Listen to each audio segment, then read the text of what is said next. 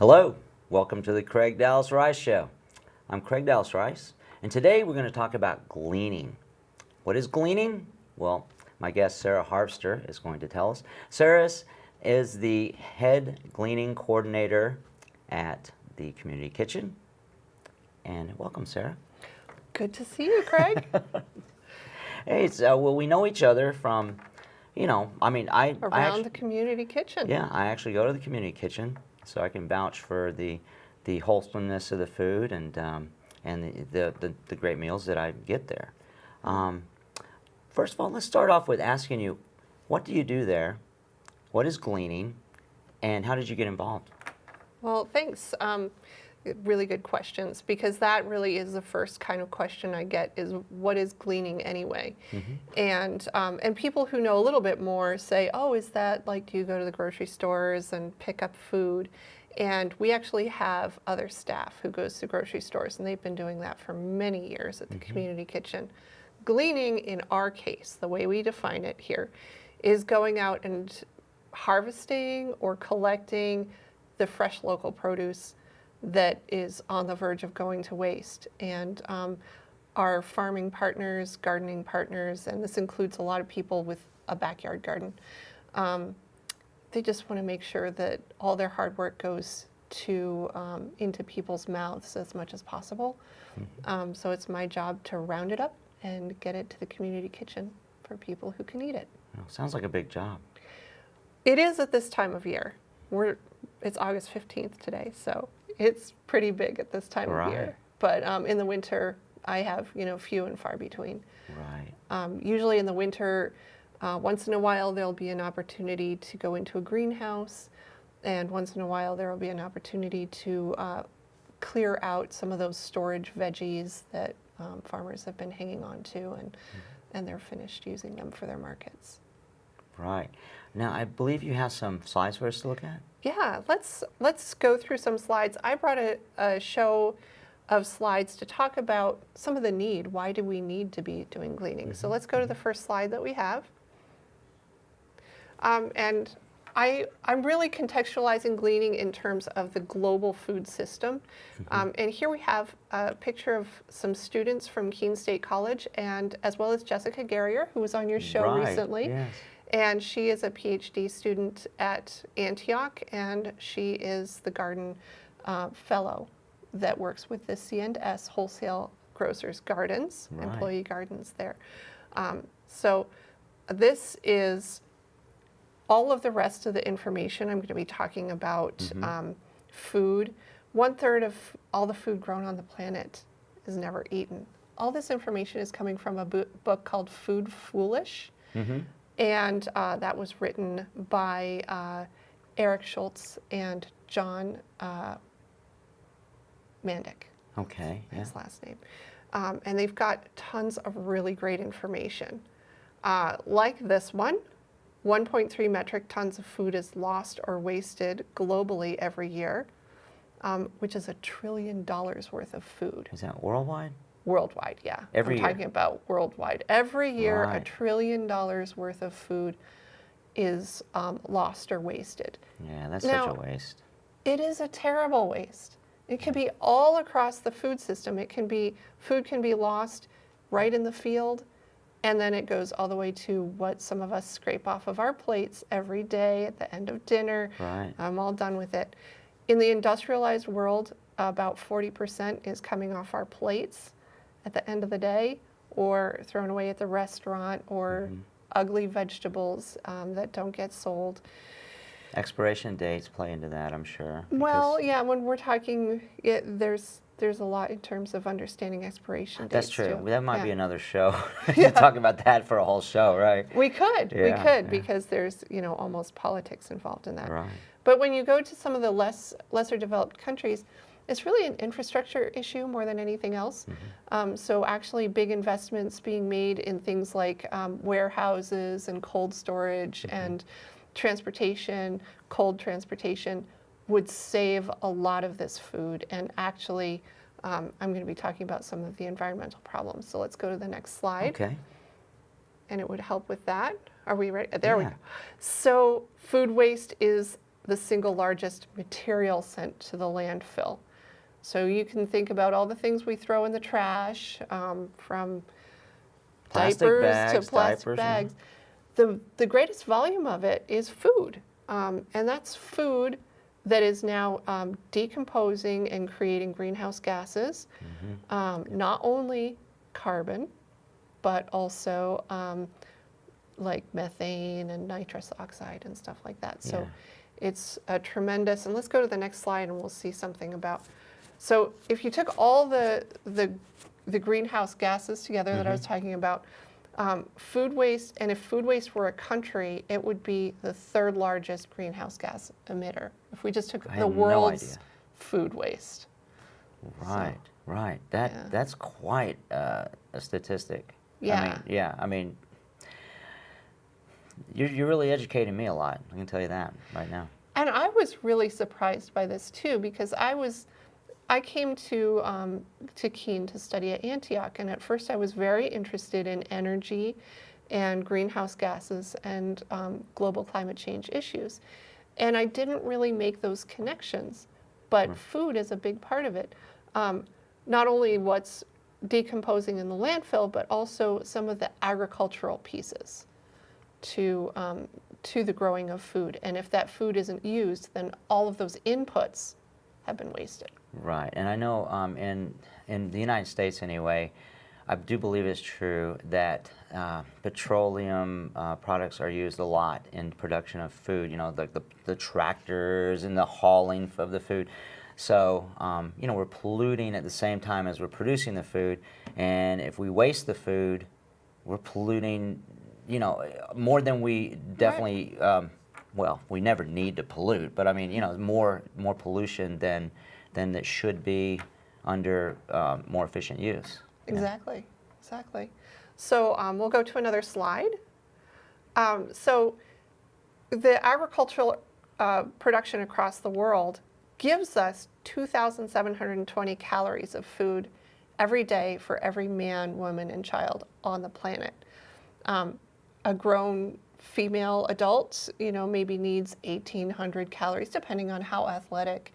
And of course, children need way less. So this is obviously way more than our need. Right. So, so it's kind of contradictory that we would have so much hunger. We have about 800 million people facing hunger on the planet, and yet we have plenty of food. So here we are.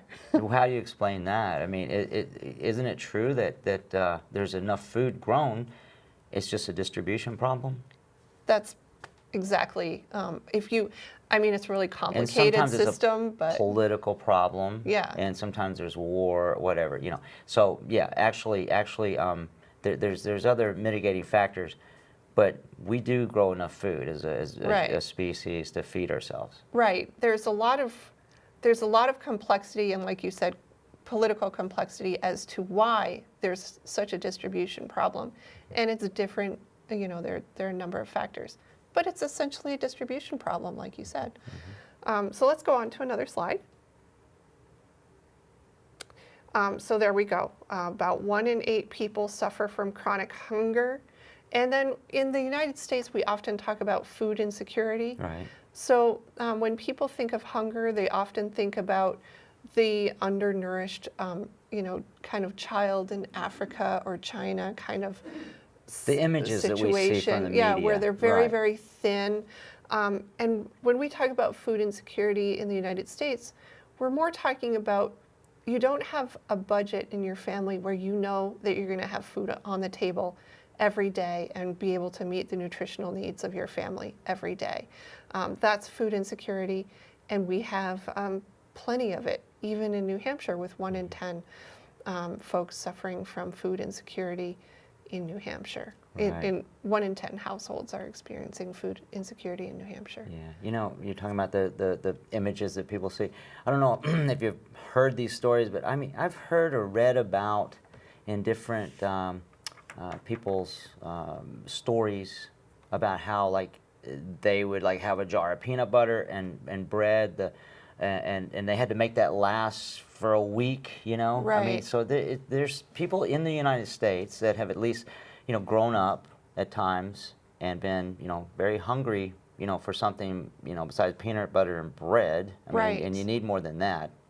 And I don't know if the situation's getting any better now. Most of those stories are from, that I've heard of before, let's say, food stamps, or EBT. But even when those programs were in place, there have often been shortfalls. In fact, the government programs for food assistance have been meeting less and less of the need, and that's how charitable food programs started to build up.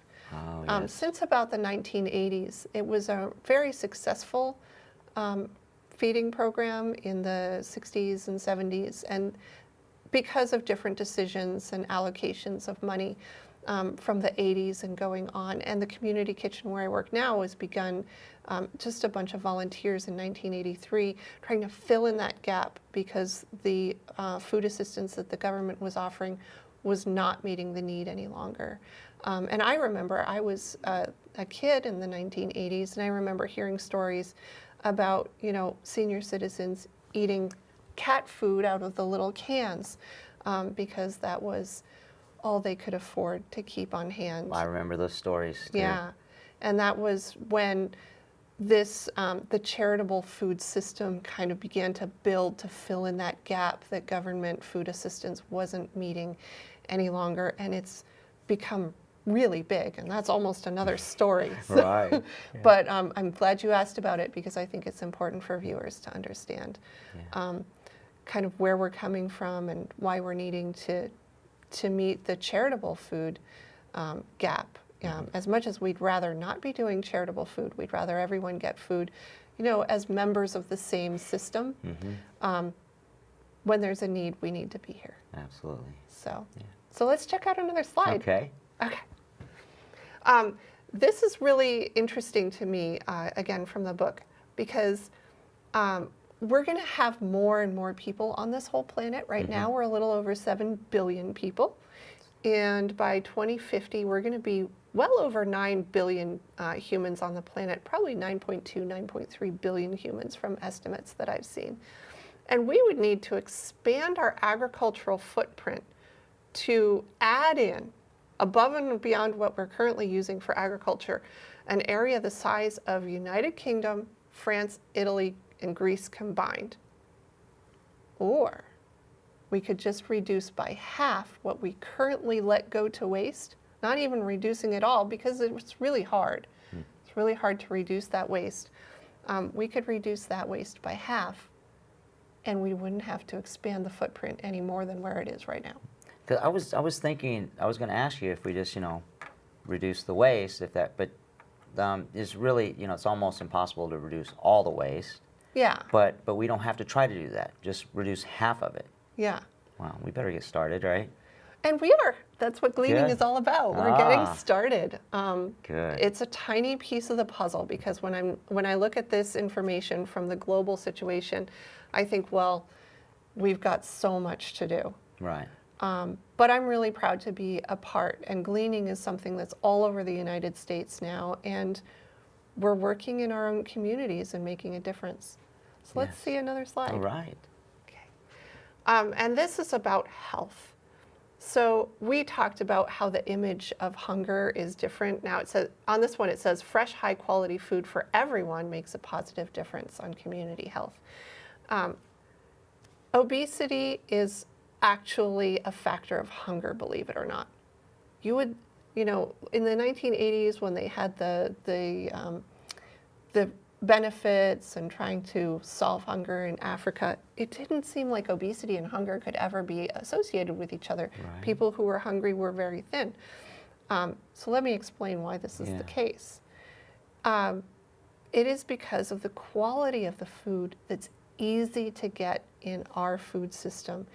And I say in the United States, in the industrialized world, it's actually spreading more and more throughout the world, just because of the way we have our current food system, large industrial food system to create efficiencies of scale. An unintended consequence of that is that the quality of the food is lower. And So people may be getting enough calories, but they're not getting enough nutrition. And a lot of that nutrition is in fresh fruits and vegetables, and that's the most expensive thing at the grocery store. So. Wow. Well, I have heard that, as far as food quality goes and the amount of salt and sugar intake that you get, anything that's in a box and anything that is, let's say, I forgot what it's not just in a box. Maybe it's a box, or it's been processed, already Right. cooked, maybe it's wrapped in plastic. It suffers some sort of degradation as far as food quality, and salt intake and sugar intake. So when we're shipping food to hungry people, the reason that it's like has to have preservatives in it and all that kind of thing. Right. It's not really the best quality food for them to get. Well, that depends, because actually you can get really high quality food if the processing is a matter of taking fresh veggies, cleaning them up, chopping them up, and flash freezing them. They're coming in a bag, but those are really high quality because they're actually, the biological processes of degradation have been stopped, and that can be high quality produce. Yeah, frozen food is really, I've always heard it's the next best thing to fresh Yeah. food. I mean, But if it you're hasn't been talking- processed too much. Yeah, you're talking about highly processed Right. foods, and that's where we really run into trouble in our country. So let's go on to another slide.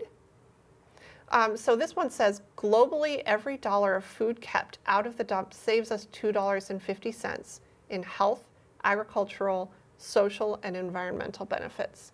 So something I was going to say about the cost to society of wasting food and of also people having low quality food, it actually has a financial cost to us in society, because when people are dealing with the health problems related to obesity, their lost productivity because of the poor health with obesity, and not, I'd say obesity, I'm using a shorthand here, of diet-related illnesses and things like that.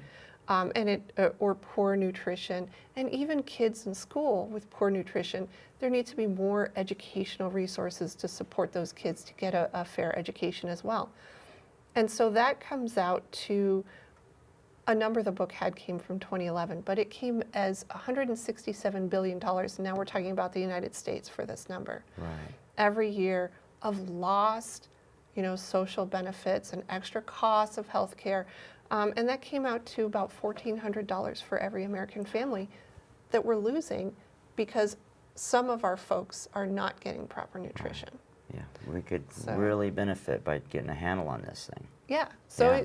if people like to quantify things in dollars and cents, then this is something that's really worth looking at because it saves dollars and cents. Right, right. So I want to Another get to slide? the next slide.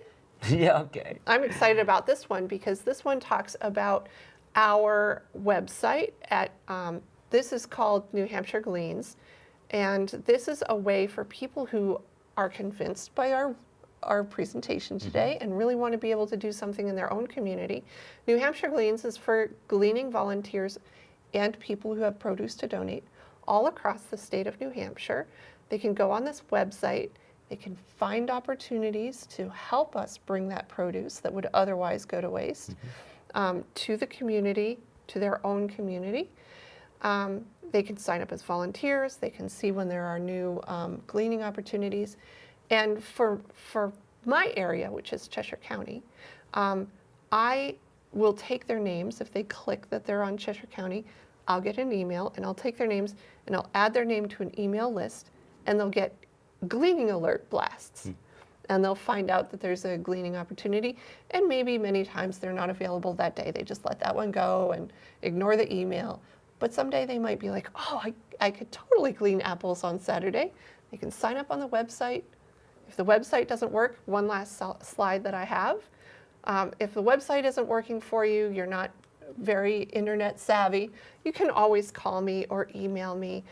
So this is my contact information, tckgleaner@gmail.com or 603-903-2202.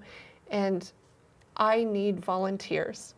So I Yeah. would love for folks to come and volunteer with me. How's that work out? I mean, when you give these alerts, you never know who's going to show up, right?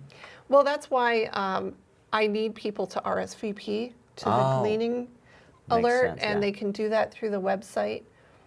They can just go in and sign up for that Glean. It gives them driving directions. It tells them if there are carpool seats available.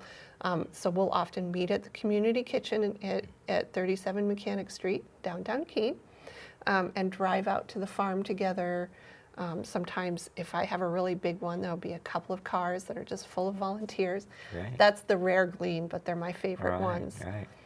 Yeah. I'm also wondering about the, you mentioned something about even people who have gardens on their own property, they're not really farmers. Right. Can also donate food, they have extra food? Yeah, actually, that's a wonderful thing. I love our home gardeners.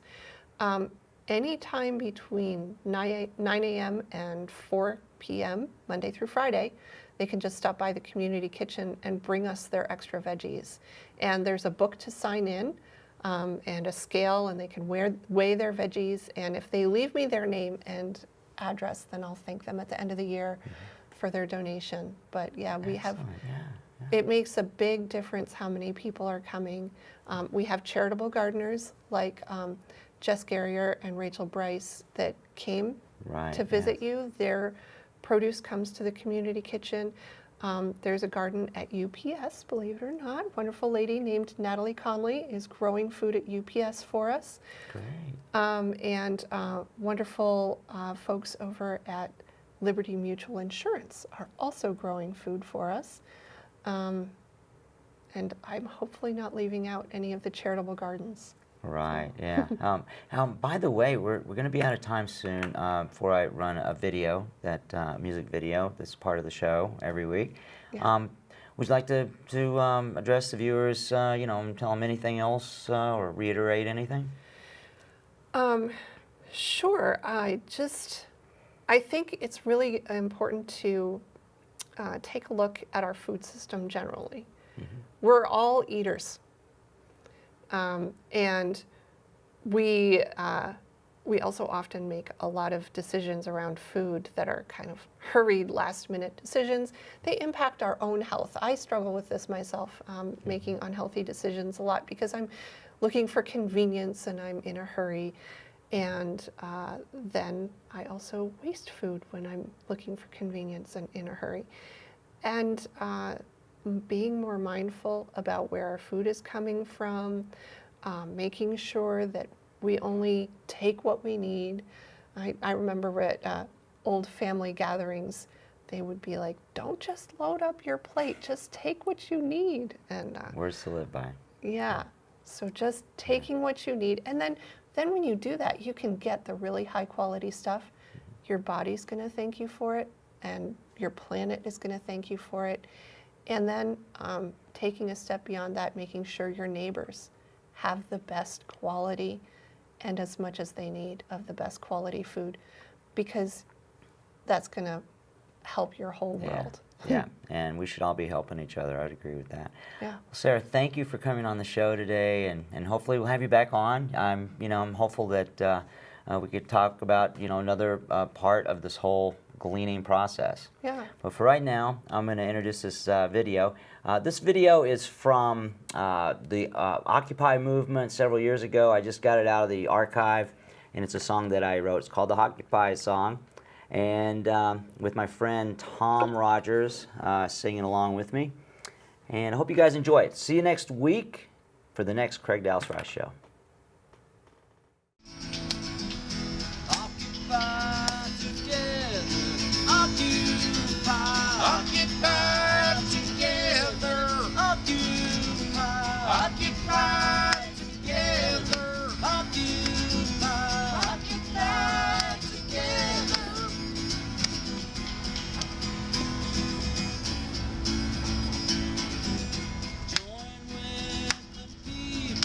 Occupy. Join with your friends. Occupy. Occupy. Occupy. Occupy together. Occupy. Occupy together. Occupy. Occupy together. Occupy. Occupy together. Join with the people. Join with the people. Join with your friends. Join with your friends. Join with your neighbors. Join with your neighbors. Join up with them. Join up with them. Occupy. Occupy together. Occupy. Occupy together. Occupy. Occupy together. Occupy. Occupy together. Occupy together. It's a kind of pie. Occupy. Occupy.